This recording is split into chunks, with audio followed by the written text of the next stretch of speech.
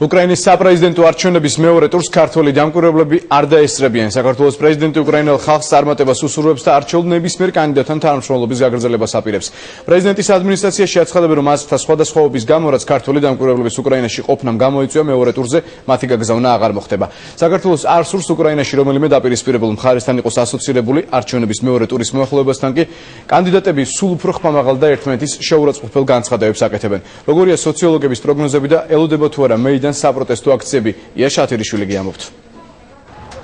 უკრაინის საპრეზიდენტო არჩევნების მეორე ტურამდე 4 დღე რჩება. ხმის მიცემის პროცესი ქართველი დამკვირვებლების გარეშე ჩაივლის. გადაწყვეტილება საქართველოს პრეზიდენტის ადმინისტრაციამ დღეს გააჟღერა.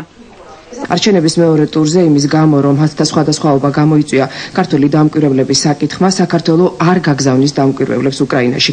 აქვე მოუწოდებთ საქართველოს იმ მოქალაქეებს, რომლებიც უკრაინაში საერთაშორისო ორგანიზაციების მიერ არიან მიწვეულნი და აკვირდებიან არჩევნებს, დაბრუნდნენ სამშობლოში, დაბრუნდნენ საქართველოში, იმის გამო, რომ თავიდან იქნეს აცილებული ნებისმიერი გაუგებრობა. საქართველოს პრეზიდენტმა კანდიდატებს წარმატება უსურვა და განაცხადა, რომ საქართველოს ხელისუფლება თანამშრომლობას უკრაინელი ხალხის მიერ არჩეულ ნებისმიერ პრეზიდენტთან გააგრძელებს. პრეზიდენტობის კანდიდატები კი წინა საარჩევნო მარათონის გადამწყვეტ ფაზაში ერთმანეთის შეურაცხმყოფელ განცხადებებს აკეთებენ და ბრძოლას წესების გარეშე განაგრძობენ. ის ისევ ხალხის მოტყუებას ცდილობს. არ უნდა აღიაროს, რომ რაც მოხდა ჩვენს ქვეყანაში სწორედ მისი პოლიტიკის ბრალია. მას თავის ნამოქმედარზე პასუხისმგებლობის აღებაც არ სურს. უკრაინელმა ხალხმა უარი უნდა თქვას ნარინჯის ფერებზე, რომელსაც ტიმოშენკო წარმოადგენს. მათ ხმა ქვეყნის ხვალინდელ დღეს და მომავალ პრეზიდენტს უნდა მისცენ. ეს განცხადება ვიქტორ იანუკოვიჩმა მშობლიურ დონეცკში გააკეთა, რომელმაც ტიმოშენკოსთან დებატებში მონაწილეობას რეგიონებში გასვლა და ამომრჩეველთან შეხვედრა ამჯობინა. იანუკოვიჩის გამოუცხადებლობის გამო ტელედებატები ჩაიშალა. ტიმოშენკომ კი შანსი ხელიდან არ გაუშვა, კონკურენტი სიმხდალეში დაადანაშაულა და ცარიელი ადგილიც უწოდა.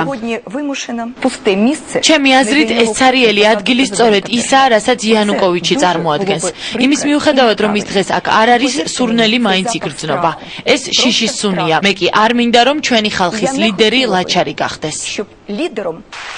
არჩევნების გადამწყვეტი რაუნდის მოახლოებასთან ერთად გააქტიურდნენ სოციოლოგები. პროგნოზები ერთმანეთისგან განსხვავებულია. უმრავლესობა მიიჩნევს, რომ გამარჯვების მეტი შანსი იანუკოვიჩს აქვს. ბოლო დღეებში რეგიონების პარტიის ლიდერმა განსაკუთრებული აქტუალობა შეიძინა.